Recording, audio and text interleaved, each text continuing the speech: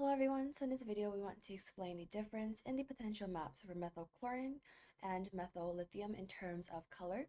So electrostatic potential maps are three-dimensional models that highlight the charge distribution in a molecule.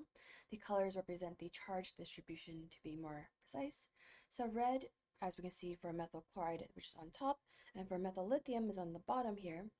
So the red region is going to be the most electrostatic potential, while the blue is the region of most positive electrostatic potential. In methyl chloride here, we have chlorine with the electronegative value of 3.0, and then we have carbon with a value of 2.5.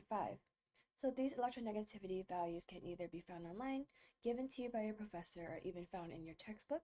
So when we're comparing these two molecules here, we see that chlorine is more electronegative than our carbon atom. So basically, chlorine can attract the shared pair of electrons towards itself. This increases the electron density of chlorine and decreases the electron density of carbon. So that's why in our carbon region here, we see that it's going to be slightly positive. So that's why we have this blue color. And then for chlorine, it's going to be slightly negative, so we get this red color for the electron density map. We can say that the charge distribution is such that chlorine, which is in red, is electron-rich, and carbon, of course in blue, is going to be electron-poor. So in methyl lithium then, which we'll write out the electronegativity values as well. So lithium has electronegativity value that's equal to 1.0, and carbon has a value of 2.5. Of course, comparing these two values, we see that lithium is lower.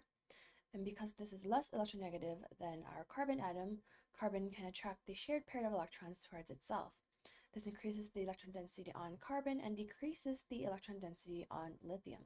So then, in this case, our lithium atom is going to be our slightly positive atom, and then our carbon is going to be a slightly negative atom. So we can say that the charge distribution is such that carbon in red is electron-rich and lithium in blue is going to be electron-poor. So taking a look at all of my different options here, A through D, the one that best describes what we just explained is going to be answer choice C. This reads, electrostatic potential map of CH₃Cl shows that carbon in blue is electron-poor, while chlorine in red is electron-rich.